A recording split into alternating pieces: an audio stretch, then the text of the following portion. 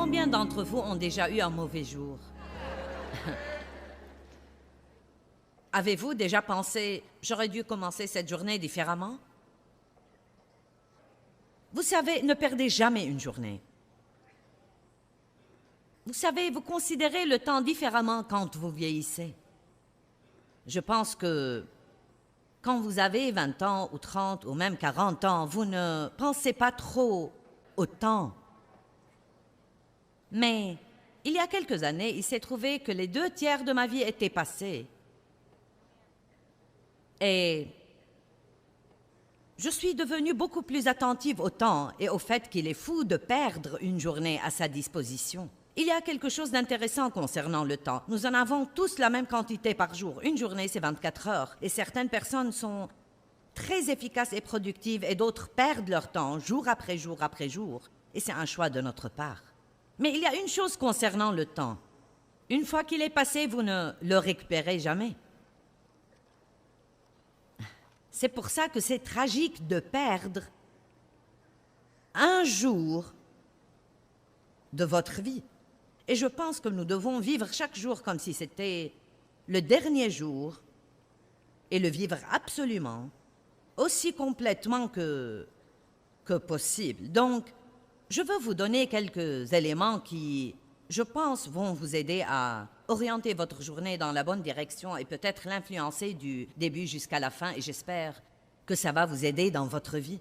À quoi ressemblent certains de vos matins? Est-ce que vous allez au lit avec l'idée de vous lever et de passer du temps avec Dieu, puis quand l'alarme sonne, vous la faites taire? Puis elle sonne encore une fois et encore une fois?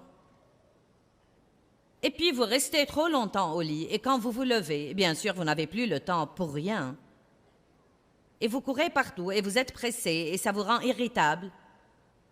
Et bien sûr, le diable va jouer avec vous, et il va faire en sorte que vous ne trouviez pas vos clés de voiture et que personne ne fasse les choses correctement. Et là, vous savez, vous hurlez sur les enfants, et du coup, vous vous sentez mal.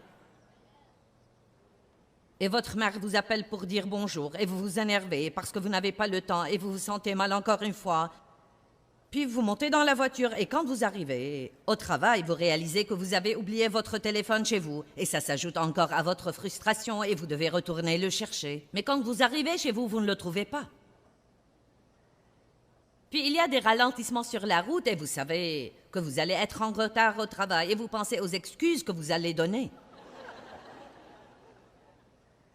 Puis vous arrivez finalement et vous êtes globalement frustré, fâché, et vous avez ce petit poids de condamnation sur vous à cause de la façon dont vous avez agi. Vous savez que vous auriez dû passer du temps avec Dieu.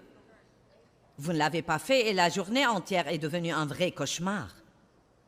Qui de vous est passé par là? Bon. Si vous êtes honnête, vous savez que plus que tout, le diable va vous attaquer sur le temps que vous passez avec Dieu.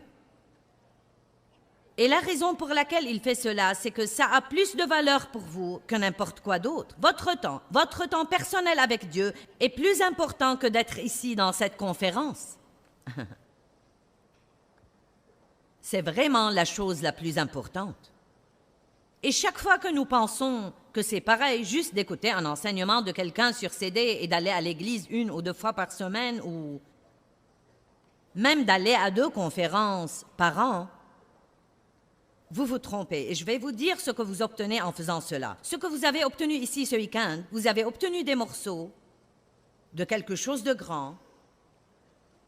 Et si vous êtes intelligent, vous allez rentrer chez vous et relire les notes que vous avez prises ou encore acheter les CD de la conférence qui est importante pour vous et alors vous allez vraiment faire votre propre étude.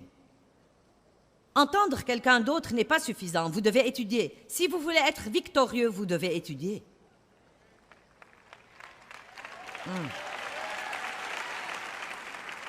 Bien, Joyce, tu veux dire que juste écouter tous les matins n'est pas suffisant? Pas vraiment. Je ne suis pas Dieu. Je suis une enseignante. Et je crois que j'ai beaucoup de bonnes informations et un don d'enseignement fort, mais ce que j'ai trouvé dans ma propre vie, c'est de chercher toutes ces informations moi-même. C'était comme quand je suis devenue vraiment sérieuse concernant mon cheminement avec Dieu. Chaque fois que j'étais dans une conférence, je Prenez les CD et tout ce sur quoi ma main pouvait se poser, les programmes télé et radio, et je me demandais toujours, pourquoi ça ne marche pas? J'avais été là, fait cela, acheté le t-shirt, acheté les CD. Je savais tout ce que vous pouvez savoir sur le combat spirituel, et pourtant le diable avait toujours la victoire dans ma vie. Rien de tout cela n'a fonctionné pour moi tant que je n'ai pas commencé à passer un temps personnel avec Dieu chaque jour.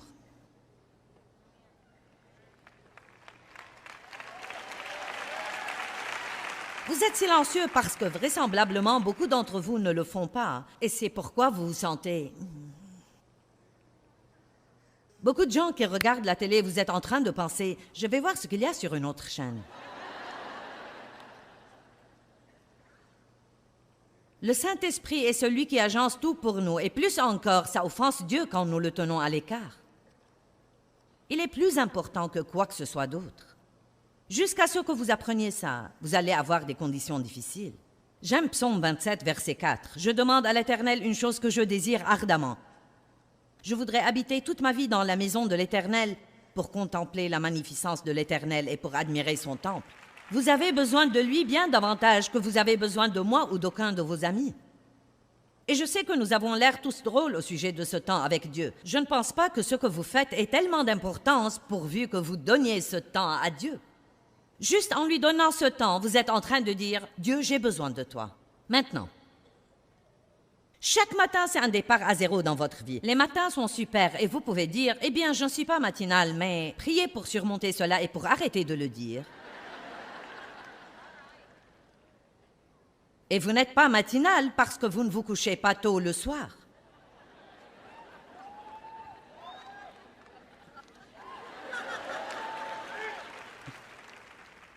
Quoi qu'il en soit, même si vous êtes quelqu'un qui dormait jusqu'à 2 heures de l'après-midi, alors 2 heures de l'après-midi, c'est votre matin. Donc, je ne peux pas vous dicter comment faire. Personnellement, j'aime aller au lit tôt et me lever tôt. Je suis au lit tous les soirs, vers 9 heures, à moins que je ne prêche. Et il arrive souvent que je m'endorme quelque part entre 9 heures et 9h30. Je me lève presque tous les jours entre 5 heures et 5h30 et je combattrai un ours pour protéger ce temps que j'ai avec Dieu le matin parce que je sais absolument à 100% que je ne suis vraiment pas le genre de personne dont Dieu a besoin pour l'aimer et le glorifier et faire ce qu'il faut si je n'ai pas ce temps personnel avec lui. Mais ça m'a pris du temps pour en arriver là. Je n'étais pas différente des gens. Je faisais tout un tas d'excuses. J'étais distraite. Vous savez, encore et encore et encore. Et Dieu a fini par prendre les choses en main pour moi. Tu ne vas pas rester vivante si tu ne passes pas du temps avec moi. Et je crois personnellement qu'il voulait dire que physiquement, vous savez, j'avais besoin de cette protection à cause de ce que j'étais en train de faire. Et donc, j'ai étudié beaucoup au sujet de rechercher la face de Dieu et pas ses mains. Et je sais maintenant que les matins sont importants et je préfère dans la journée les 2 premières heures du matin. Je veux que ça soit silencieux. Je veux qu'on me laisse tranquille. La seule personne que je laisse m'approcher est mon chien. Elle pèse 4 kilos et s'assoit toujours sur le repose-pied du fauteuil et parfois Dave vient chez moi pour me dire bonjour, mais c'est tout. Sinon, Dave va dans son coin, moi dans le mien. Et si vous voulez savoir pourquoi ce ministère a du succès, je peux vous dire que c'est la chose la plus importante et fondamentale que nous faisons, car nous savons depuis le début que c'est Dieu et pas nous. Je ne sais pas comment gagner l'argent dont j'ai besoin pour payer les factures pour ce ministère, alors je fais juste chercher Dieu. Et je ne cherche que sa face à lui. Chaque jour est un jour nouveau. J'aime vraiment comment Dieu l'a arrangé en 24 heures. Nous sommes réveillés à environ 16 heures, puis nous dormons 8 heures, et puis après... C'est vraiment étonnant comme les choses paraissent meilleures le matin, n'est-ce pas? Vous êtes fatigué à la fin de la journée, vous avez besoin de vous reposer, votre esprit a besoin de... Tout a besoin de se reposer. Une des premières choses qu'il vous faut faire le matin, c'est de vous occuper du désordre de la veille en vous repentant et en recevant la miséricorde de Dieu. Allons à Lamentations 3, 19 à 23. Ô Seigneur, sois attentif à mon affliction et à mon malheur, à mon errance et à mon rejet, à l'absinthe et au poison. Mon âme les a continuellement devant elle et est abattue au-dedans de moi. Voici ce que je repasse dans mon cœur qui me donnera de l'espérance. C'est grâce à la miséricorde du Seigneur et à son amour attentif que nous ne sommes pas consumés, parce que sa tendre compassion ne faillit point. Il se renouvelle chaque matin. C'est beau. Il se renouvelle chaque matin. Grandes et riches sont ta fidélité et ta persévérance. J'ai l'habitude de dire que Dieu fait une nouvelle cargaison de miséricorde chaque matin parce que nous avons épuisé celle de la veille. Recevez-la de Dieu. Ne soyez plus furieux contre vous-même. Quoi que vous ayez fait, Dieu savait que vous alliez le faire. Vous n'êtes pas une surprise pour Dieu. Il n'est pas choqué par ce que vous faites. Demandez pardon, recevez sa miséricorde et allez de l'avant. Vous n'aurez pas une bonne journée si vous êtes sous la condamnation. Ce n'est pas possible. Ce devrait être quelque chose que vous faites tous les matins. Nous parlons de bien commencer la journée. Prenez certaines décisions tôt le matin. Les décisions que vous prenez tôt le matin sont comme se vêtir spirituellement. Je vais vous parler de cela. Vous n'avez pas seulement des habits physiques, mais aussi des habits spirituels. Et beaucoup de gens sortent nus spirituellement. Regardez Apocalypse 16, 15. Voici, je viens comme un voleur. Heureux envié celui qui veille, qui reste alerte et qui garde ses vêtements afin qu'il ne marche pas nu et qu'on ne voit pas sa honte d'être vu exposé. Évidemment, il ne parle pas de s'asseoir avec un fusil devant votre garde-robe et de garder vos vêtements. Mais il dit, gardez vos vêtements et soyez sûrs de ne pas être vus nus, car vous seriez très embarrassés. Il parle de la nudité spirituelle. Nous sommes littéralement habillés spirituellement quand nous prenons des décisions. Voici le jour que l'Éternel a fait, nous allons nous réjouir et être heureux. Je dis habituellement ça avant de sortir du lit. Je commence ce programme dont je suis en train de vous parler aujourd'hui. Ce n'est pas une loi pour moi, ce n'est pas une charge pour moi. J'ai juste finalement trouvé comment être victorieuse sur le diable. Et si je ne fais rien, c'est lui qui gagnera. Une place, même vide, est une place. Et si tout ce que vous offrez est une place vide, alors le diable sera content de la remplir. Donc pensez volontairement à quelque chose avant que le diable ne pense à votre place. Voici le jour que le Seigneur a fait. Je vais me réjouir et être heureux. Ensuite, la chose que je fais, c'est remercier Dieu pour tout ce qui me vient à l'esprit. Depuis l'eau chaude à mes enfants et à mon mari, en passant par le fait que je peux voir et marcher et tout le reste. Recevez la miséricorde de Dieu et ensuite prenez des décisions. Chaque décision que vous prenez est comme s'habiller spirituellement. En Éphésiens 6, la Bible parle de mettre l'armure de Dieu et elle dit « Revêtez la complète armure de Dieu. Revêtez la cuirasse de la justice. » Maintenant, je crois que la façon dont nous revêtons la cuirasse de la justice, c'est en recevant le pardon de Dieu et ensuite en prenant une décision. Je sais qui je suis la justice de Dieu en Christ et je vais être ferme dans le Seigneur aujourd'hui et agir comme la personne que je suis. Quand vous faites cela, vous mettez quelque chose sur vous spirituellement qui commence à vous couvrir face à l'ennemi. Vous mettez les chaussures de la paix et vous faites cela en prenant une décision. Je ne sais pas ce qui va se passer dans ma vie aujourd'hui, mais je décide, avant même de passer la porte, que quoi que ce soit, je suis prête pour cela. Et que je vais rester paisible. Je vais être adaptable et flexible et malléable. Et même si je n'obtiens pas ce que je veux, je vais quand même garder ma paix. Ce que je faisais habituellement, je m'asseyais avec mon café le matin et je pensais, si Dave va encore au terrain de golf aujourd'hui, je vais être furieuse contre lui. Et si cette personne ne fait pas ça, et si celui-là ne fait pas ça, et si cela arrive, oh là là, je vais être vraiment hors de moi. Ainsi, je me préparais moi-même, dès le matin, à avoir une journée horrible du matin jusqu'au soir. Là où vos pensées vont, vos jambes iront. Donc, je prends du temps le matin à m'habiller spirituellement en prenant des décisions sur ce que je vais faire pendant la journée. Le diable va faire ce qu'il va faire, le monde va faire ce qu'il va faire, mais voilà ce que moi je vais faire. C'est la journée que le Seigneur a faite, je vais me réjouir et être contente, et parfois j'ai besoin de le dire 5-6 fois.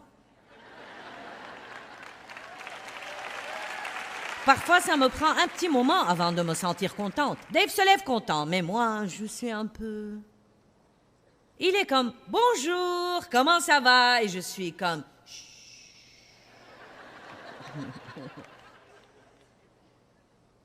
Il aime la musique et j'aime le silence.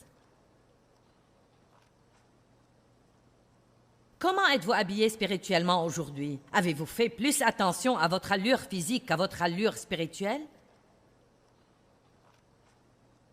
Avez-vous passé 1 heure à arranger vos cheveux et à vous maquiller et à coordonner vos vêtements? Et pourtant, vous êtes nus spirituellement et le diable est prêt à vous prendre votre journée? Allez maintenant, jouez à mon petit jeu ce matin. En Éphésiens 4, la Bible dit « Dépouillez-vous du vieil homme et revêtez l'homme nouveau ». Une autre écriture dit « Revêtez Jésus-Christ ». Colossiens 3 dit « Revêtez-vous de miséricorde ». Et par-dessus le reste, revêtez l'amour. Eh bien, comment puis-je... Je ne sais pas, je sais comment mettre ces vêtements, mais comment fait-on pour mettre les autres? Il s'agit des décisions que nous prenons sur comment nous allons marcher dans la vie et croyons que les choses que nous proclamons par la foi parle. La foi n'est pas silencieuse, la foi parle de son cœur et la bouche parle. Je pense et je dis, c'est le jour que le Seigneur a fait, je vais me réjouir. Voici le jour que le Seigneur a fait, je me réjouirai. Des fois, je suis juste... Voici le jour que le Seigneur a fait, je vais me réjouir et être contente. Je prends la brosse à dents, je suis la justice de Dieu en Christ. Oh!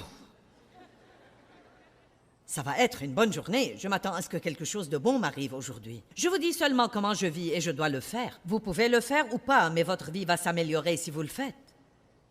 Le diable s'est servi de moi assez longtemps.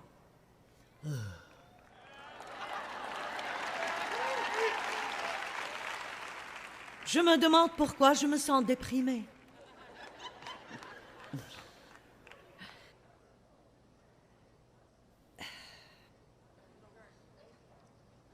Décidez en avance. Je peux tout par Jésus-Christ qui me fortifie.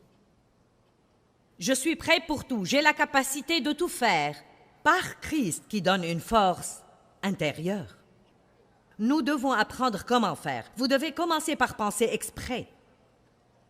Pas juste penser passivement tout ce qui tombe dans votre tête, mais penser exprès à quelque chose. Vous vous levez et décidez que vous allez être en accord avec Dieu. Vous ne vous levez pas pour attendre de voir comment vous vous sentez, ni de voir ce qui se passe. Hein? Et si vous faites cela, ça va même vous aider à vous sentir mieux physiquement. Vous allez gagner en énergie.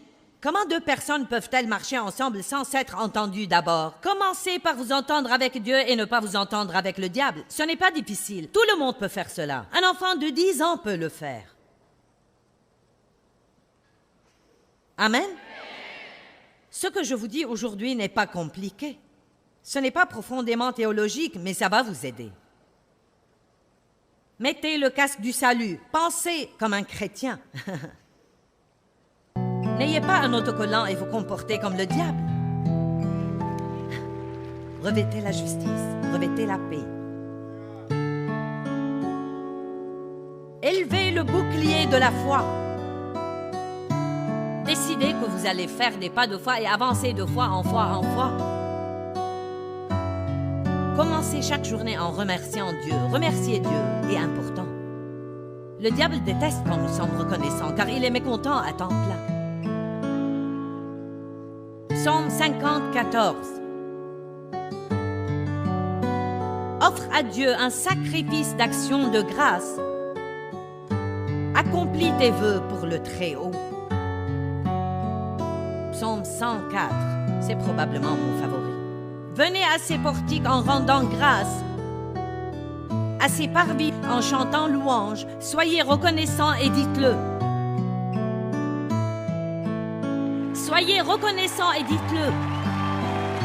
Dites-le. Que celui qui a été racheté le dise. Si vous êtes reconnaissant, ouvrez votre bouche et dites-le. S'il y a quelqu'un dans votre vie que vous appréciez, ouvrez votre bouche et dites-le.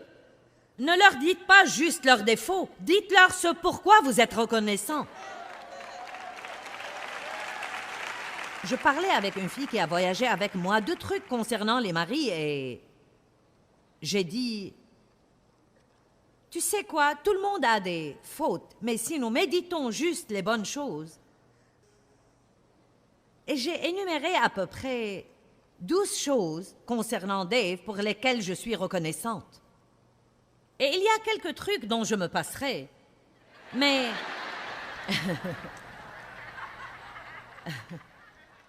les bonnes choses que Dave a dépassent de loin ces quelques trucs. Vous voyez, ce que je faisais quand j'avais les mauvais jours, le matin, avant même de sortir du lit, je pensais... J'en ai vraiment marre. Je suis fatiguée de Dave qui ne me fait pas ceci et qui ne me fait pas cela. Il ne m'apporte jamais de fleurs, et il ne fait jamais ceci, et il ne fait jamais cela. Gna, gna, gna, gna, gna, gna. Et je ne le fais plus maintenant. Je pense, oh là là, c'est si facile de s'entendre avec Dave, loué soit Dieu. Il s'adapte facilement. Il me laisse faire tout ce que je veux. Dave est bien dans sa peau. Je peux lui dire, va ailleurs, j'ai besoin d'être seul. Et il dit, OK.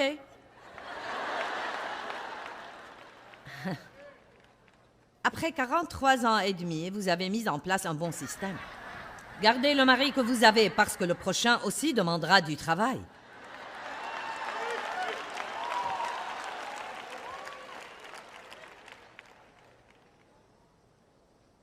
Qu'est-ce qui vous rend reconnaissant? Est-ce que vous remerciez Dieu quotidiennement pour de petites choses? Il y a tant de choses pour lesquelles il faut être reconnaissant. Et plus nous sommes reconnaissants, plus nous sommes heureux et plus le diable est furieux. Soyez reconnaissants et dites-le. Dites-le. Cela doit faire partie de chaque journée. Chaque matin, nous devons nous consacrer à Dieu. Regardons le psaume 25:1. Il parle de se reconsacrer à Dieu. Nous devons le faire chaque jour. À toi, Éternel, je présente ma vie. Simple et direct. Je prends ce psaume et le lis très fréquemment. J'aime le psaume 25:1. À toi, Éternel, je présente ma vie. C'est une chose formidable à faire. Asseyez-vous simplement ou restez debout et juste levez vos mains et dites, Dieu me voici, je suis à toi. Utilise ma bouche. Utilise mes pensées. Utilise mes mains, utilise mes pieds. Utilise mes yeux, utilise mes oreilles. Mes finances sont à toi. Je m'engage pour toi, Seigneur, et me consacre à toi. Nous passons trop de temps à vouloir dire à Dieu tout ce que nous voulons. J'aime ce que Paul a dit au sujet des chrétiens. Il disait qu'ils donnaient autant qu'ils pouvaient financièrement, mais ils se donnaient aussi eux-mêmes au Seigneur. C'est plus facile de donner votre argent que de vous donner. Ce matin, quand j'ai demandé à Dieu s'il y avait quelque chose à faire, j'y ai réfléchi 2 fois avant de le dire. Car si je n'aime pas ce qu'il dit... Aujourd'hui, Dieu m'a dit, jouis de ta vie, oui! Qui sait ce que j'aurai demain? Est-ce que quelqu'un m'entend aujourd'hui? Louez Dieu! Et vous savez, maintenant je connais quelqu'un qui pense, eh bien, je n'ai pas le temps de faire tout cela. Bonne nuit! À quelle heure devrais-je me lever pour le faire? Vous savez, vous allez faire ce que vous voulez, quoi que je vous dise. Mais je vous dis que vous devez aller au lit le soir, comme ça vous pourrez vous lever le matin. Je veux vous encourager à commencer chaque jour à parler à Dieu et chercher sa volonté pour votre vie, et ne pas laisser cela devenir quelque chose d'insurmontable.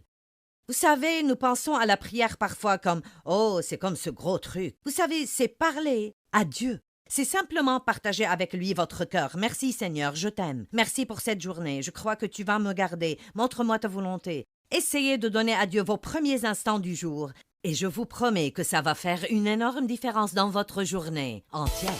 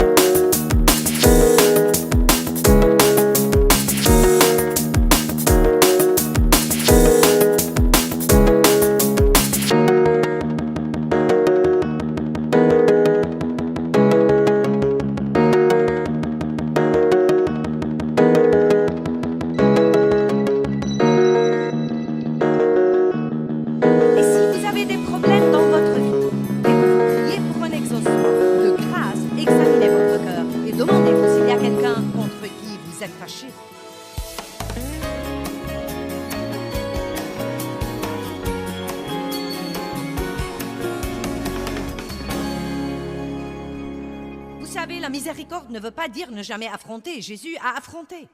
Il a affronté les gens, il a affronté les problèmes, mais il aimait toujours les gens.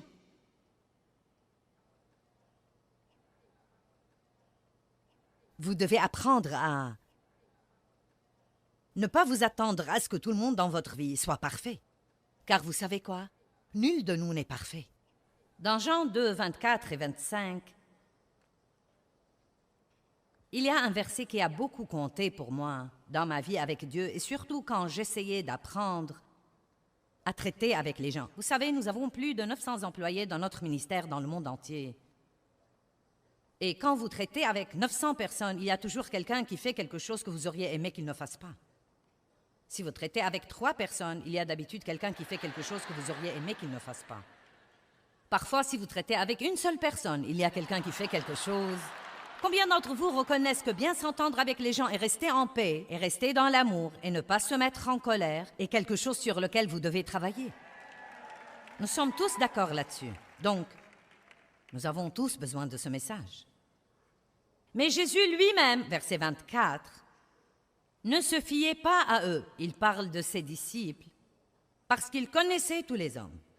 Il ne dit pas qu'il ne leur faisait pas confiance, il dit qu'il ne se fiait pas à eux. Et je comprends de ça que Jésus ne leur ouvrait pas grand son cœur pour dire « Vous êtes mes meilleurs copains et nous allons nous fréquenter et je peux tout vous dire et vous faire confiance et vous n'allez jamais me blesser et vous n'allez jamais me décevoir. Vous êtes mes amis parfaits que j'ai cherchés toute ma vie. » Il n'a pas fait ça. Pourquoi? Parce qu'il connaissait tous les hommes.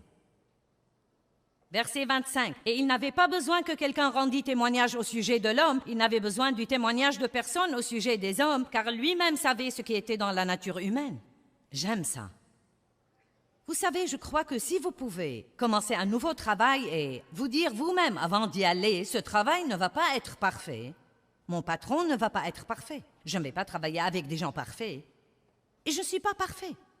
Donc je crois que je vais y aller tous les jours et avoir une attitude miséricordieuse. Vous voyez, vous devez décider et rester décidé. C'est si encourageant pour nous de ne pas avoir des attentes erronées, parce que quand vous avez de fausses attentes, vous vous piégez vous-même dans toutes sortes de douleurs et d'angoisses. Eh bien, tu es la dernière personne au monde que j'aurais jamais cru qu'elle me blesserait. Eh bien, vous aviez une fausse attente. Car si vous fréquentez quelqu'un assez longtemps, vous allez trouver quelque chose chez lui que vous n'aimerez pas. On peut supporter n'importe quoi pour une courte période de temps. Mais quand vous avez ça jour après jour, après jour, après jour, après jour, après jour, après jour, je crois que c'est pourquoi Pierre a dit « Seigneur, combien de fois ?» Et c'est mon opinion personnelle, mais je crois que Pierre avait un problème avec Jean. Car je connais la personnalité de Pierre. Je n'écris pas un nouveau chapitre dans la Bible, mais écoutez, je connais la personnalité de Pierre. Et je sais que quand Jean disait « Je suis le disciple que Jésus aime », je peux vous dire tout de suite que ça agaçait Pierre. Et je peux même voir quand Jean s'est penché vers la poitrine de Jésus au dîner et a dit « Je suis celui qu'il aime ». Je parie que Pierre voulait le tabasser. Maintenant, c'est mon opinion, mais ses disciples ont été ensemble pendant 3 ans, jour et nuit. Ils avaient sûrement des problèmes entre eux. Plus vous fréquentez quelqu'un, plus vous verrez ses défauts. C'est pourquoi vous devez commencer à prier et à travailler avec le Saint-Esprit pour acquérir une attitude de miséricorde à l'égard des incapacités des autres. Les disciples étaient un gâchis. Et Jésus leur pardonnait constamment. Ils se sont disputés au sujet de qui était le plus grand. Ils se sont endormis quand Jésus avait besoin qu'il prie 1 heure avec lui. Pierre a renié Jésus 3 fois. Et pourtant, Jésus lui a donné la miséricorde. Le matin de la résurrection, il a dit « Allez dire à mes disciples et à Pierre ». Pierre était le seul qui l'a mentionné par son nom. « Allez dire à mes disciples », oh oui, et dites à Pierre aussi. Je ne suis pas fâchée contre lui, il est toujours dans le groupe. Mais qu'il m'ait renié 3 fois. Vous savez pourquoi? Vous savez pourquoi Jésus n'était pas fâché contre ses disciples? Parce que la miséricorde comprend le pourquoi derrière le quoi. Le légalisme ne regarde que ce que font les gens, mais Dieu regarde au-delà de ce que nous faisons, à pourquoi nous le faisons. Et c'est pourquoi il peut être si patient et indulgent avec nous et travailler à notre guérison. Dieu a supporté beaucoup de trucs de moi pendant longtemps parce qu'il savait comment on m'a élevé et il savait comment on m'a traité. Et il le savait que j'avais un bon cœur à son égard, mais que j'avais un problème avec des forteresses dans ma chair parce que j'ai été maltraitée. Jésus a compris que les disciples avaient peur. Pierre avait peur. Il avait peur des hommes. Il avait peur.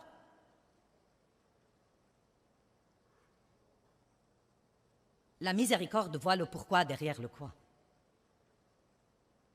Jésus confronté, et pourtant il est miséricordieux, Car une des pires choses que vous puissiez faire, c'est d'avoir un cœur plein de non-pardon. Cela gâche votre vie de prière, cela gâche votre communion avec Dieu, cela gâche votre onction, cela ouvre la porte au diable dans votre vie, cela vous rend malade physiquement. Et si vous avez des problèmes dans votre vie et que vous priez pour un exaucement, de grâce, examinez votre cœur et demandez-vous s'il y a quelqu'un contre qui vous êtes fâché. La Bible dit, si tu présentes ton offrande à l'autel et que ton frère a quelque chose contre toi, laisse là ton offrande devant l'autel avant d'essayer de l'offrir à Dieu et va d'abord et fais la paix avec ton frère. Puis viens présenter ton offrande. Je ne crois pas que nous devons adorer Dieu avec de la colère dans notre cœur. Ce n'est pas une vraie adoration. Et je me souviens que je me tenais au premier rang quand Dave et moi étions à l'église où nous allions et où notre ministère a commencé. Mais je n'avais vraiment pas encore un ministère. Je donnais des études de la Bible à la maison. Non, mais nous nous disputions en allant à l'église. Si le diable peut déclencher quelque chose dans votre vie, ce sera quand vous voulez aller écouter la parole, parce qu'il veut que vous soyez dans le désarroi pour que vous ne compreniez rien. Et vous asseoir là et porter votre masque d'église et sourire « Alléluia, le Seigneur soit loué », pendant qu'à l'intérieur, je n'avais aucune idée à l'époque de ce que je faisais, mais je le comprends maintenant. Je me souviens que je me tenais debout à côté de Dave à l'église avec mon grand sourire de « Le Seigneur soit loué ». Je regardais les paroles sur le rétroprojecteur, je déclamais ces paroles et je chantais les cantiques les mains en l'air. Et je pensais, s'il croit que je vais lui cuisiner quoi que ce soit pour manger aujourd'hui, il se trompe lourdement. En ce qui me concerne, il peut mourir de faim. Il va rentrer à la maison et regarder un autre match de foot et je vais faire tout le travail et nettoyer la maison. Et j'en ai ras-le-bol de la façon dont on me traite par ici.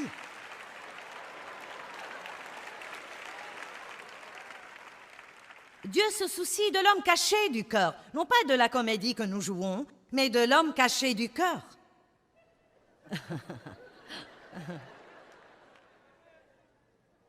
Seigneur Jésus, aide-nous.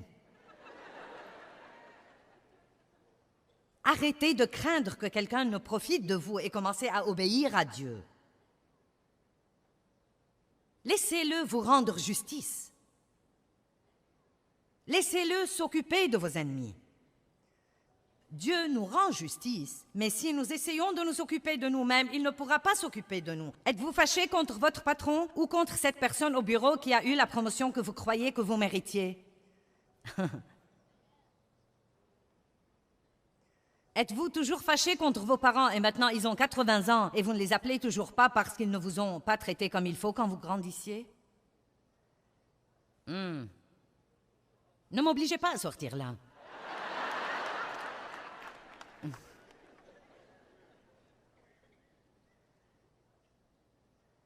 Regardons quelques caractéristiques de l'attitude de miséricorde pour voir si nous l'avons ou non. Maintenant, il y a le don de la miséricorde et je ne l'ai pas.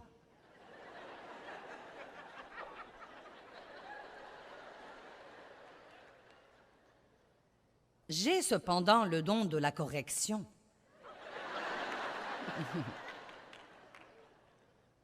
Le don de la miséricorde peut être une belle chose et il y a des gens... Non mais vous en débordez. Vous savez, j'ai dû l'apprendre, je dois m'en revêtir. Et je dois normalement m'en revêtir plusieurs fois par jour.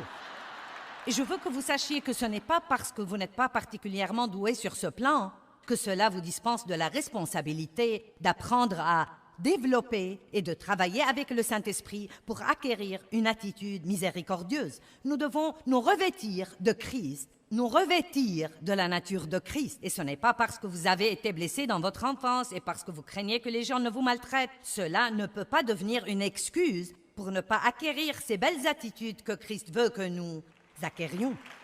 Une personne miséricordieuse ne dénonce pas les fautes des autres sans une bonne raison. Vous savez quoi? Les mauvaises nouvelles se répandent dans le corps de Christ comme une traînée de poudre. Nous n'avons même pas besoin des médias. Non mais si un pasteur dans un petit village perdu fait quelque chose, non mais tout le monde l'apprend en moins d'une semaine. Mais les bonnes nouvelles ne se répandent pas aussi vite. Et c'est une méchante, mauvaise chose que Dieu méprise. Tout d'abord, nous ne devons même pas croire une mauvaise histoire que quand nous l'entendons de la bouche de 2 ou 3 témoins dignes de confiance. Et deuxièmement, nous ne connaissons pas toute l'histoire. Et troisièmement, la Bible dit que l'amour ne soupçonne point le mal. Je sais certainement qu'il y a eu de grands mensonges racontés sur mon compte qui n'étaient absolument pas vrais. Et j'ai apprécié les amis et les partenaires de notre ministère qui ont dit « Je ne les crois pas. Je ne les crois pas. » Pourquoi sommes-nous si prompts à croire la mauvaise chose et si désireux de la raconter à quelqu'un d'autre? C'est une méchante chose qui est dans la chair et nous ne devons pas marcher selon la chair. Nous devons marcher selon l'esprit et faire toujours ce que Dieu veut que nous fassions. Amen. Donc, 1 Pierre 4,8 dit « L'amour couvre ». J'aime ça. Proverbe 10,12 dit « La haine provoque les querelles, mais l'amour couvre toutes les transgressions. » Vous savez, Joseph a fait une belle chose, elle révèle son caractère. Quand il allait finalement parler avec ses frères et leur révéler qui il était, il y avait plusieurs autres personnes dans la pièce quand ils sont venus à lui pour acheter des vivres. Et vous devez remarquer ça, il a fait sortir tous les autres de la pièce avant d'aborder ce sujet avec ses frères. Vous savez pourquoi? Il voulait que personne ne pense du mal d'eux. C'est une belle attitude. Bien, maintenant, je veux que nous allions à Genèse 9, à partir du verset 18. Et je prie que, comme nous partageons ces quelques versets, que ça mettra un peu de la crainte de Dieu en nous. Car je crois vraiment que nous devons avoir plus de la crainte révérentielle de Dieu. Je crois que c'est une des choses qui nous amène à faire ce qu'il faut, bien que nous n'en ayons pas envie. Et croyez-moi, je crois que c'est une des choses qui manque dans la vie de beaucoup de chrétiens. Nous sommes devenus presque trop familiers avec Dieu. Vous ne devez jamais craindre Dieu d'une mauvaise façon, mais vous devez savoir que Dieu est Dieu et qu'il ne plaisante pas. Et s'il dit qu'il vous bénira, il vous bénira. Mais s'il dit que vous ne devriez pas faire quelque chose, vous feriez mieux de ne pas le faire. Car si vous le faites, il va y avoir un résultat. Tout ce qui est écrit ici est écrit pour l'édification. Ce n'est pas un petit livre de belles histoires que quelqu'un a décidé de rédiger. Ces choses sont pour notre instruction et notre édification. Apprenons quelque chose ici. Genèse 9, 18. Et les fils de Noé qui sortirent de l'arche étaient Sem et Cham et Japheth. Cham fut le père de Canaan, né plus tard. Ce furent les 3 fils de Noé. C'est à partir d'eux que toute la terre fut peuplée.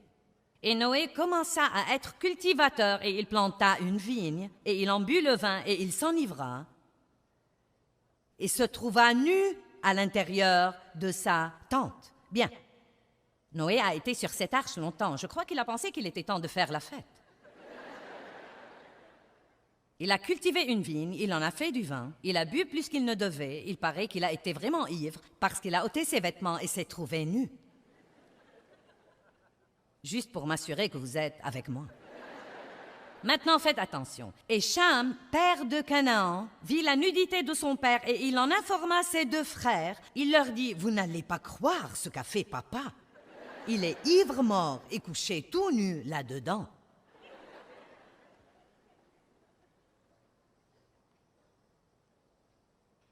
Et Sem et Japheth prirent un manteau, c'est si beau, le placèrent sur leurs épaules à tous 2 et, marchant à reculons dans la tente, à reculons pour ne pas voir la nudité de leur père et lui faire honte et se faire honte, et ils ont couvert sa nudité. C'est une autre façon de dire qu'ils ont couvert sa faute. Écoutez maintenant. Et Noé se réveilla de son vin et sut ce qui lui avait fait son plus jeune fils. Il s'exclama, « Maudit soit Canaan, qu'il soit le dernier des serviteurs de ses frères. » Mais il a dit aussi, « Béni soit le Seigneur, le Dieu de Sem, et béni par le Seigneur mon Dieu soit Sem. » et que Canaan en soit le serviteur. Que Dieu étende les possessions de Japheth et qu'il demeure dans les tentes de Sem et que Canaan en soit le serviteur. Y a-t-il plus clair que ça? Oui, je sais que c'est l'Ancien Testament, mais vous savez, l'Ancien Testament ne disparaît pas dans le Nouveau. Ce qui arrive, je crois que les gens s'embrouillent à propos de la grâce. La grâce n'est pas une excuse pour mener une vie relâchée, immorale et s'en tirer comme ça. La grâce, c'est la puissance du Saint-Esprit pour pouvoir faire ce que Dieu nous demande de faire avec facilité, parce que nous ne le faisons pas par le travail de notre chair, mais nous appelons Dieu à venir et être notre partenaire et à faire la chose par nous, par sa force et sa puissance. Ne croyez jamais que la grâce est, eh bien vous savez, la grâce, eh bien la grâce. Je suis fanat de la grâce, j'aime la grâce, mais je m'inquiète parfois quand les gens croient que ça signifie qu'ils peuvent faire tout ce qu'ils veulent. Nous vivons sous le Nouveau Testament et c'est la grâce. La grâce n'est pas une excuse pour mener une vie relâchée, immorale et croire que Dieu va nous le laisser passer. La grâce est la puissance de vous mettre à genoux et de dire Dieu, je veux faire ce que tu veux que je fasse. Je veux vivre sans non-pardon. Je veux vivre sans amertume et je ne peux pas faire ça tout seul. Mais Dieu, si tu me donnes ta grâce, si tu me donnes ta miséricorde, je peux être miséricordieux à l'égard des autres, mais seulement si tu m'aides. Et je ne vais pas vivre en colère, je ne vais pas vivre fâché, je ne vais pas vivre amer, je ne vais pas vivre offensé. Tu as dit que je pouvais me revêtir de la miséricorde et par ta puissance, je me revêtirai de la miséricorde. Amen.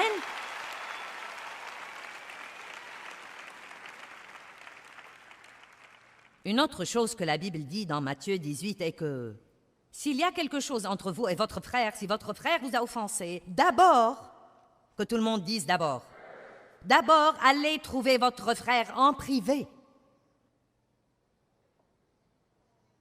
Il ne dit jamais que si quelqu'un vous offense, allez demander à 14 personnes ce qu'elles en pensent. D'abord, allez trouver votre frère en privé et essayez d'arranger les choses entre vous deux. Et s'il ne vous écoute pas, prenez 2 ou 3 personnes. S'il refuse toujours, dites-le à l'Église. Il y a un ordre pour les choses. La Bible ne dit jamais de laisser passer aux gens toutes sortes de mauvais comportements. Ce n'est pas ça le vrai pardon. Maintenant, laissez-moi clôturer ce message ce soir avec Galates 6:1 et ensuite je vais prier pour vous. Frères, si quelqu'un, n'importe qui, même une personne que vous n'aimez pas, si quelqu'un vient à être surpris en quelque faute ou en quelque péché, vous qui êtes spirituels, c'est nous, n'est-ce pas? Qui êtes sensibles à l'esprit et contrôlés par l'esprit, c'est ça être spirituel, devriez le redresser, le rétablir et le réintégrer. Maintenant, c'est vraiment facile pour nous de redresser. Oui, je suis fanat de ça, Seigneur, le redresser. Mais ensuite, il dit de le rétablir, et cela veut dire le rétablir de la manière dont vous le regardez, le rétablir. Le réintégrer, et j'aime ça, et faites ça sans aucun sentiment de supériorité, et en toute douceur, prenant bien garde à vous-même, de peur que vous ne soyez aussi tentés. Donc, une des meilleures choses à faire quand quelqu'un fait quelque chose de vraiment dingue et qui vous blesse, au lieu de vous mettre en colère et de piquer une crise et d'essayer de le lui faire payer et de l'exclure pour un temps, vous pouvez être la personne la plus grande et dire « Tu sais quoi, je ne veux pas que nous ayons des problèmes. Écoute, j'ai fait beaucoup de choses dingues dans ma vie. Je comprends. Vous savez, beaucoup de fois, les gens nous blessent et ils ne savent même pas qu'ils nous ont blessés. Ils ont passé une rude journée, une mauvaise journée, et ils ne comprennent même pas vraiment ce qu'ils font. Ma fille faisait la queue dans une pharmacie et attendait pour voir une prescription, et l'employé se comportait comme une abrutie. Non mais grognonne, grincheuse, hargneuse, prétentieuse. Et donc en attendant, ma fille a pensé, quand j'arriverai là, si elle va me parler comme ça, je vais la corriger, je vais appeler le directeur, et je vais. Et ensuite, Dieu lui a rappelé qu'elle transporte mes livres dans sa voiture pour les donner aux gens qui ont des problèmes. Et Dieu lui a dit, sors de la queue, renonce à ta place dans la queue, va à ta voiture, cherche-lui un livre et occupe-toi de la situation d'une façon différente. Tu ne sais pas ce qui se passe dans sa vie. Peut-être que son mari vient de la quitter. Peut-être que son enfant vient de mourir. Tu n'as pas la moindre idée de ce qui se passe dans sa vie et qui la pousse à se comporter comme ça. Vous voyez, la miséricorde cherche le pourquoi derrière le quoi. Et donc, ce qu'elle a dit, vous savez, quand elle est finalement arrivée là, elle a dit, tu sais, je crois que tu as eu une rude journée. Et elle a dit, je veux que tu saches que Dieu t'aime. Et ma mère a écrit ce livre et je voudrais te le donner car je crois qu'il pourra t'encourager. Je crois qu'il y a une meilleure façon dont nous pouvons nous y prendre avec nos conflits, n'est-ce pas? N'est-ce pas? Eh bien, ça ne sera pas drôle, mais je vais le faire. Combien d'entre vous... Vous savez déjà ce que je vais faire, n'est-ce pas? Vous pensez, oh non, chère dame, je ne veux pas me lever pour que tout le monde ici sache que je suis fâché. La Bible dit, confessez vos fautes les uns aux autres afin que vous soyez guéris et rétablis à un ton spirituel de la pensée et du cœur. Si vous devez pardonner à quelqu'un, si vous êtes fâché contre quelqu'un, si vous êtes fâché depuis longtemps, si vous vous êtes fâché aujourd'hui, si vous êtes une personne fâchée, si vous êtes soupe au lait, si vous êtes une personne légaliste, insensible, et que vous avez vraiment écouté ce message ce soir, et que vous voulez avoir un nouveau commencement, voulez-vous vous lever? Je vais prier pour vous. Merci. Merci, Jésus. Maintenant, juste pour que vous le sachiez, ce sera la même chose où que je sois. Et il y a quelque chose que je voudrais que vous fassiez, non pas pour être indiscret, mais je veux que vous regardiez autour de vous pour voir combien de personnes sont debout. Et je vais vous dire pourquoi je veux que vous fassiez ça. C'est pourquoi nous n'avons aucune puissance dans l'Église. Chacun de nous doit commencer à prendre la responsabilité d'être ce représentant de Christ qu'il veut que nous soyons pour qu'il puisse faire son travail. Amen. Chacun de nous. Père, je prie au nom de Jésus que chacun ici ait un nouveau commencement. Seigneur, je crois qu'ils ont écouté ta parole, mais je sais qu'ils ne peuvent pas faire ça si tu ne les aides pas. Et ils doivent savoir ça. Ils ne peuvent pas faire ça juste parce qu'ils décident de le faire. Il va falloir étudier, il va falloir prier, il va falloir se revêtir de la miséricorde et se revêtir de la miséricorde jusqu'à ce qu'ils soient à l'aise avec ça. Je réprimande Satan au nom de Jésus. Je réprimande le démon des dissensions.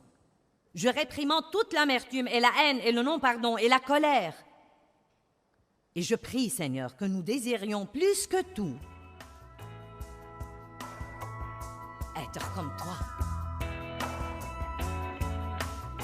Eh bien, j'espère que l'enseignement d'aujourd'hui a été un bon rappel pour vous, comme quoi la miséricorde est un don que Dieu nous donne et un don que nous pouvons donner aux autres, mais il faut un caractère pieux pour être miséricordieux envers les autres. Nous devons savoir laisser Dieu développer ce caractère en nous.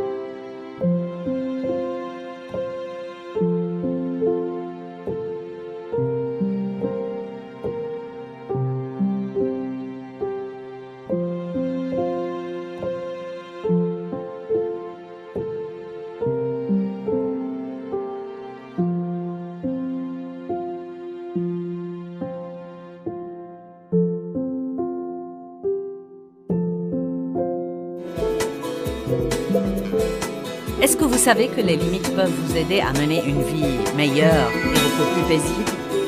Découvrez comment les limites apportent la liberté d'en jouir de la vie de tous les jours.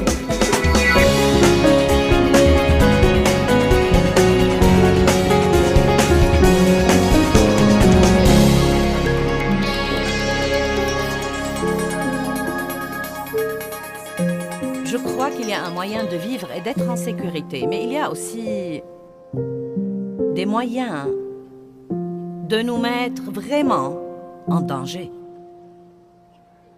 Nous allons parler de mettre des limites qui éliminent le stress de votre vie, d'avoir des frontières et des limites et des marges dans votre vie. En réalité, Dieu m'a demandé l'idée de cette barrière et nous allons prétendre que c'est notre zone de sécurité. Et donc, je peux prêcher pas mal de sermons à l'intérieur de cette barrière. Mais cette barrière que vous voyez représente en fait la parole de Dieu. Et la parole de Dieu devient vraiment une barrière dans nos vies. Elle nous dit ce que nous pouvons faire. Et être en sécurité est ce que nous ferions mieux de ne pas faire pour ne pas nous mettre en danger. Et un des petits exemples que je vais utiliser ce week-end est que, vous savez, beaucoup de personnes sont exaspérées parce que le chien de leur voisin vient salir leur jardin et ils rouspètent toujours contre le chien et contre leur voisin. Mais la vérité est que s'ils avaient mis une bonne barrière, le chien du voisin n'aurait pas sali leur jardin. Ne vous fâchez pas contre le chien ou contre le voisin si vous ne faites pas ce que vous êtes censé faire. Il y a des gens qui font du mal aux autres. Et beaucoup d'entre vous, si je vous demandais combien d'entre vous ont été vraiment blessés par quelqu'un, la plupart d'entre vous vont probablement lever la main. Mais la vérité, c'est que parfois, les gens nous font du mal parce que nous ne mettons pas de limites ni de barrières. Nous ne leur disons pas, vous savez, vous n'allez pas me faire ça et rester en relation avec moi, ou je n'accepte pas ce comportement, je n'accepte pas votre façon de me parler. Et vous allez m'entendre dire ça plus d'une fois ce week-end, mais je vais commencer à le dire maintenant pour que vous commenciez à y penser. Une des raisons pour lesquelles il nous est difficile de mettre des barrières entre nous et les autres, c'est que nous ne le faisons pas assez tôt. Je crois que beaucoup de fois, nous attendons trop longtemps et nous laissons les gens qui sont dans nos vies prendre beaucoup de mauvaises habitudes. Et nous leur laissons passer beaucoup de choses que nous n'approuvons pas et que nous n'aimons pas depuis le début. Mais nous essayons de les éliminer par la prière ou bien, vous savez, nous ne voulons pas blesser ces personnes ou ceci ou cela ou quelque chose d'autre. Et parfois, même en tant que chrétiens, nous nous embrouillons à propos de l'amour et nous ne savons même pas vraiment ce que nous devons dire aux autres ou combien nous devons supporter. Et donc, nous allons essayer de clarifier beaucoup de ces choses-là ce soir. Et nous avons besoin de barrières dans beaucoup de domaines. Et à vrai dire, la discipline, la maîtrise de soi et la discipline, et mettre des frontières et mettre des barrières dans nos vies sont parmi les choses importantes que nous puissions faire. Et comme vous le savez, une vie sans discipline est une vie qui court sûrement au désastre. Et donc, c'est parti. Le message de ce soir s'intitule « Marcher sur le fil du rasoir » et nous trouvons ça fascinant. Et nous disons « Ouais, je marche sur le fil du rasoir ». Eh bien, c'est plutôt devenu une façon populaire de voir la vie aujourd'hui. Mais franchement, Dieu ne veut pas que nous marchions sur le fil du rasoir. Car si vous faites cela, vous n'aurez aucune marge pour quoi que ce soit. Ce que nous devons faire, c'est vivre de façon à avoir la paix et à éliminer le stress de notre vie. J'ai donc une question pour commencer. Est-ce que vous menez une vie vraiment insoutenable? Vous dites, qu'entendez-vous par là? Est-ce que vous vous surprenez à dire, eh bien, je ne peux plus faire ça?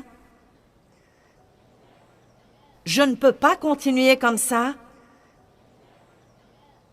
Si je dois vivre comme ça 1 an de plus, ça va probablement m'achever. Croyez-moi, je n'en peux plus, c'en est vraiment trop. Si vous dites des choses comme ça et que vous êtes sérieux, et à vrai dire, ceux qui disent ces choses sont plus nombreux que ceux qui ne les disent pas. C'est incroyable le nombre de gens qui disent qu'ils mènent une vie qu'ils ne peuvent pas supporter du tout. Je connais des gens, beaucoup de gens dans le ministère, qui me disent tout le temps « Je ne peux pas continuer à faire ça, je ne peux pas continuer à travailler autant, je ne peux pas continuer à voyager autant, je ne peux pas continuer. » Vous savez, donc ce que vous dites vraiment, quand vous dites ça, et je sais que j'ai des limites et que je les ai atteintes, mais je vais les ignorer et voir si je peux m'en tirer. J'ai enseigné un jour un message intitulé « Les avertissements ignorés ». Et vous savez, votre corps vous donnera des avertissements. Votre corps vous le dira quand vous le poussez trop. Mais que faisons-nous? Oh, ça va. Les gens avec qui vous êtes en relation vous donnent des avertissements. Quand ils commencent à vous dire « Je sens que je ne te vois jamais. J'ai l'impression, quand on est ensemble, que tu ne m'écoutes vraiment pas. J'ai l'impression que tu n'as jamais de temps pour moi. Tu es toujours en retard chaque fois que nous sommes censés faire quelque chose. » Les gens vous donnent des avertissements. Ils vous font savoir qu'ils ne sont pas heureux. Mais combien de gens font quelque chose pour améliorer leur relation avant que ce ne soit vraiment trop tard? Amen? Si vous savez que vous menez une vie insoutenable, je veux vous suggérer de prendre la décision dans ces 3 jours à venir de ne pas remettre le changement à 1 an, ou à 2, ou 3, ou 4, ou 5 plus tard, ou jusqu'à ce que vous ayez une dépression nerveuse, ou une crise cardiaque, ou que vous perdiez tous ceux qui sont dans votre vie. Mais vous devez faire les changements que vous devez faire pour mener le genre de vie que vous croyez que Dieu veut que vous ayez. Et la vie qu'il veut que vous ayez doit être une vie paisible et vraiment puissante. Jésus a dit « Je vous laisse ma paix ». Nous ne sommes pas censés être tout le temps stressés et frustrés et sur le point de craquer en essayant de survivre jour après jour. Allons maintenant à Nombre chapitre 11 à partir du verset 10. Ça a l'air de quelque chose dont vous avez besoin?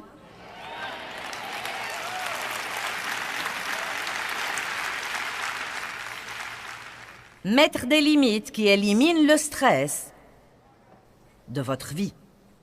Et Moïse entendit le peuple qui pleurait, chacun dans sa famille, et à l'entrée de sa tente. Et la colère de l'Éternel s'enflamma fortement. Et cela fut mauvais aux yeux de Moïse. Donc Dieu avait donné à Moïse le travail de mener ce peuple de plus de 6 millions à travers le désert et jusqu'à la terre promise. Ceci aurait pu être un voyage de 11 jours, mais après 40 ans, ils erraient toujours là.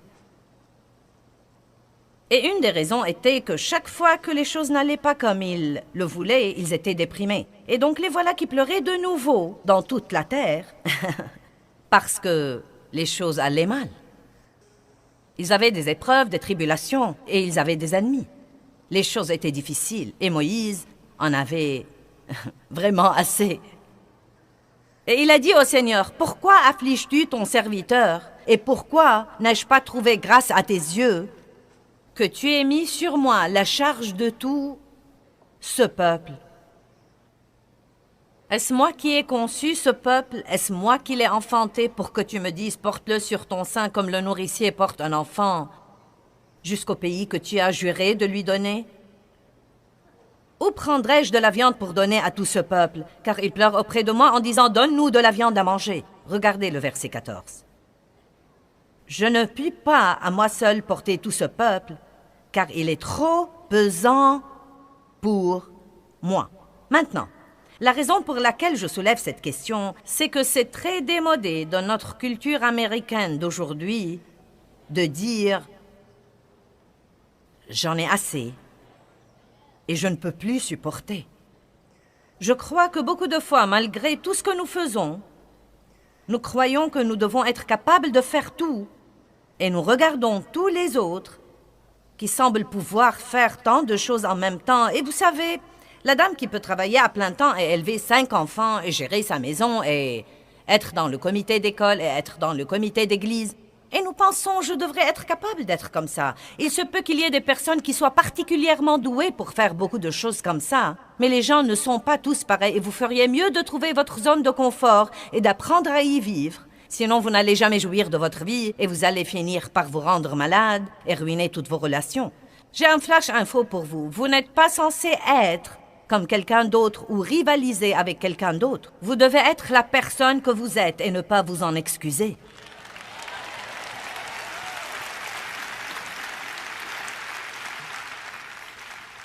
Il n'y a pas de mal à dire « J'ai atteint ma limite ». Vous savez, nous disons tout le temps, nous citons Philippiens 4, « Je puis tout par le Christ qui me fortifie ». Et je vais être franche avec vous, je crois que cela a été prêché hors contexte. La vérité est que je peux faire toutes les choses que Dieu me donne à faire par le Christ qui me fortifie. Et Paul parle en réalité des épreuves et des tribulations, des moments où tout va très bien et des moments où tout ne va pas très bien. Et il dit « Je puis tout par le Christ qui me fortifie ».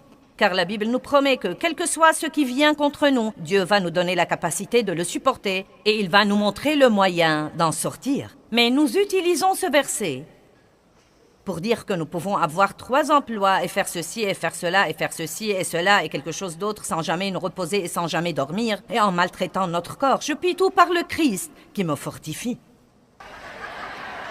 Et vous savez, chaque fois que vous prenez la parole de Dieu hors contexte, ça va créer des problèmes dans votre vie. Maintenant, je ne suis pas une personne qui abandonne. Je fais des séminaires au sujet de ne jamais abandonner et je crois qu'une des raisons pour lesquelles je suis toujours là aujourd'hui, c'est que j'avais cette détermination obstinée de ne pas abandonner.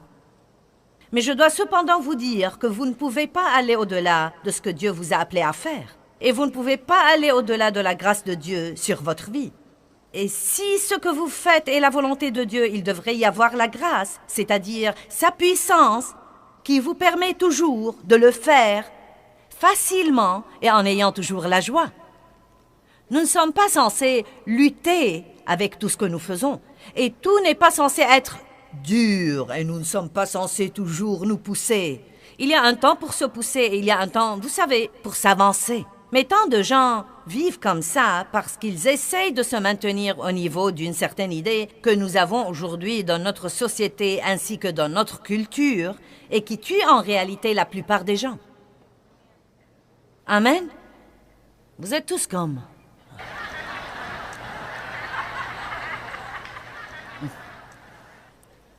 Exode 18.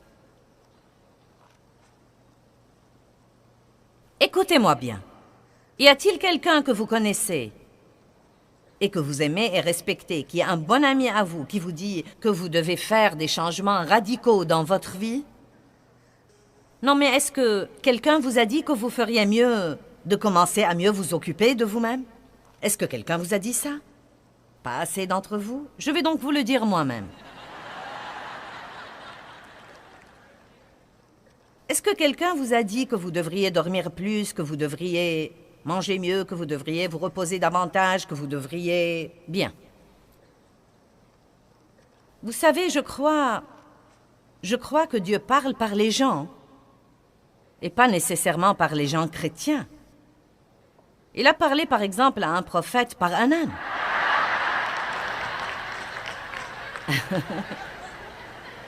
Amen.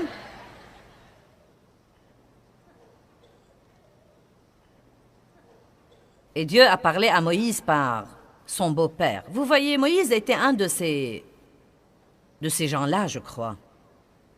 Les gens du type leader fort qui veulent faire le tout, qui prennent leurs responsabilités très au sérieux. Je suis comme ça. Si vous me donnez la responsabilité de faire quelque chose, non mais si c'est humainement possible de le faire comme il faut, j'essaye de le faire.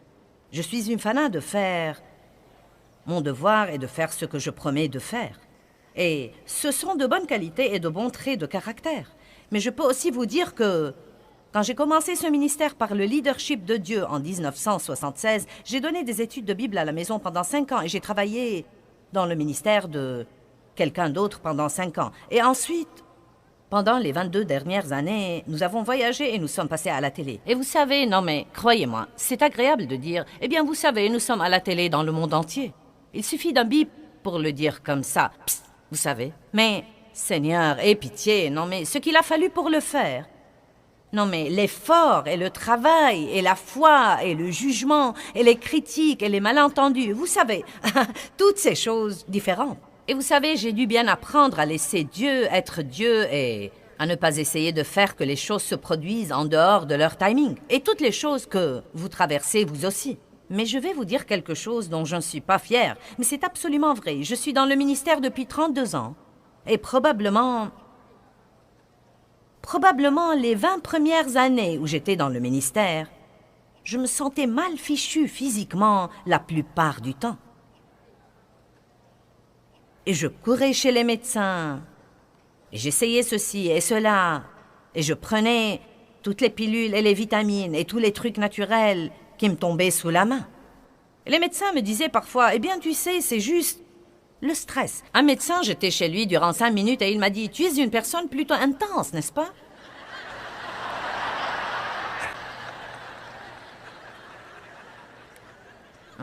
Non, ce n'est pas vrai, je ne suis pas intense et je ne suis pas du tout stressée. Et je ne comprenais pas. Non, mais je ne comprenais vraiment pas. Tout d'abord, j'ai grandi dans une maison abusive et donc j'avais beaucoup d'insécurité.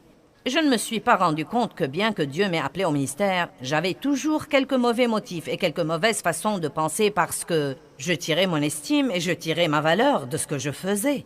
Et Dieu ne veut pas que vous tiriez votre estime et votre valeur de ce que vous faites. Il veut que vous sachiez qui vous êtes en lui. Et ensuite, ce que vous le faites pour lui, avec sa grâce et son aide dans votre vie. Et ensuite, vous pouvez en jouir. Et donc, vous savez, les médecins me disaient tout le temps, « Eh bien, tu sais, ton problème est le stress. » Et je leur disais, « Ce n'est pas le stress !»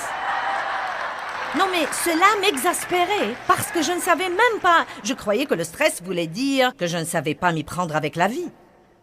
Je voyais que le stress voulait dire que, vous savez, que vous n'aimez pas ce que vous faites. Et je leur disais, j'aime ce que je fais. Je fais ce que je suis appelée à faire. Ne me dites pas que je ne sais pas m'y prendre avec la vie. Vous devriez voir tout ce que je fais.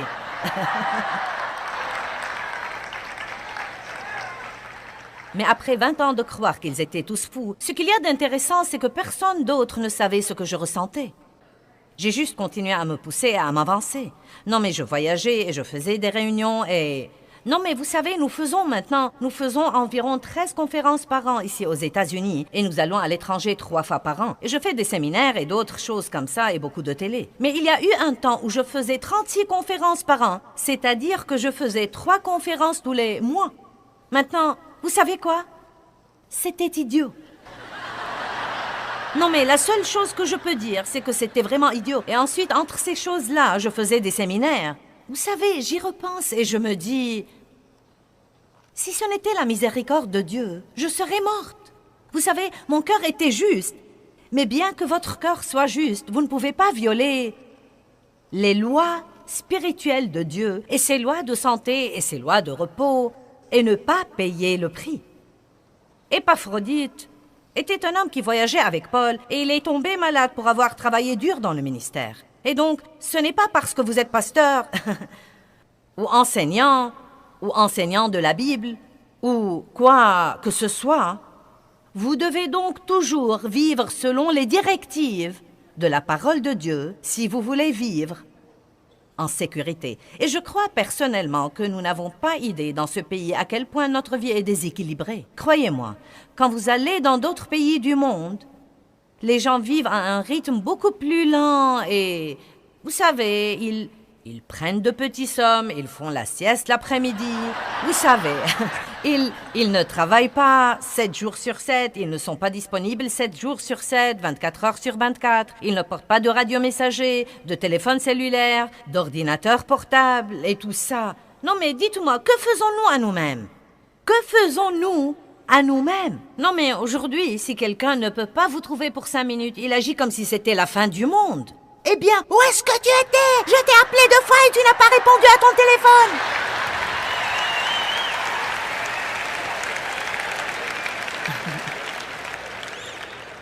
Mais voilà la chose que je veux vous dire.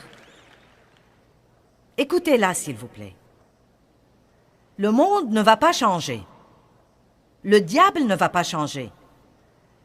Vous n'êtes pas sûr que les autres personnes dans votre vie vont changer. Il n'y a donc qu'un seul choix que vous avez. Si vous voulez que quoi que ce soit change, vous devez vous-même le changer.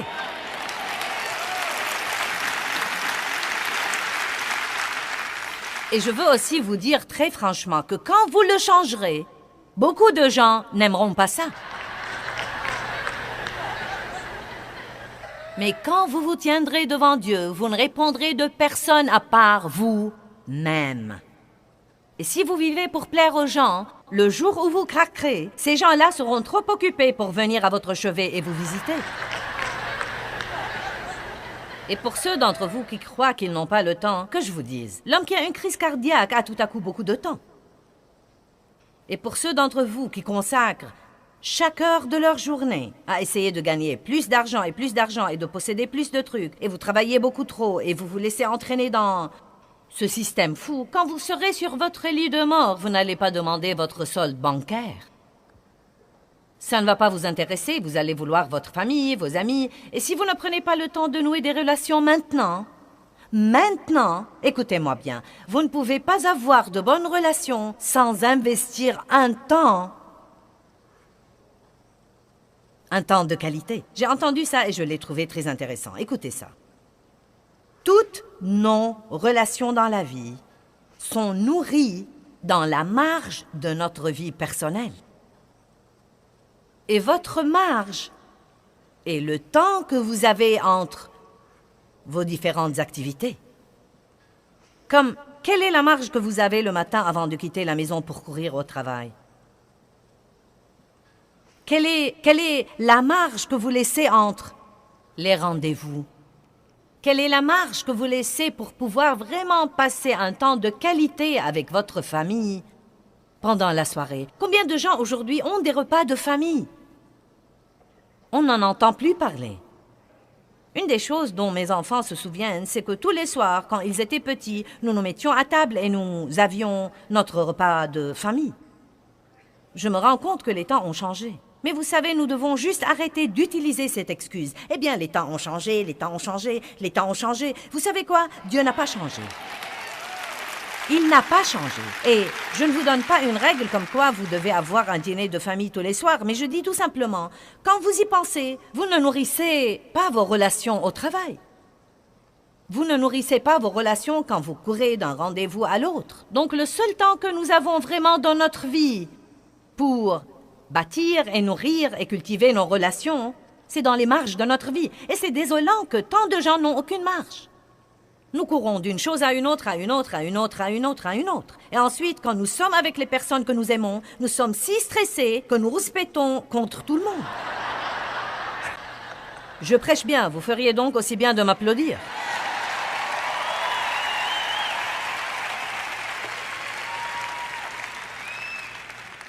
Donc, j'ai pris la décision il y a plusieurs années. Il y a 12 ans, car j'étais malade pour 20 ans et j'enseigne depuis 32 ans. Eh bien, j'ai pris la décision de jouir vraiment de ma vie. Cela me tenait tellement à cœur que j'ai changé le nom du ministère. Car Jésus a dit, « Je suis venu afin que vous ayez la vie et que vous en jouissiez et que vous l'ayez abondamment, complètement jusqu'au débordement. Et puisque Jésus est mort pour moi, pour que j'aie la vie et pour que je jouisse de ma vie, je ne vais plus laisser le diable me la voler. »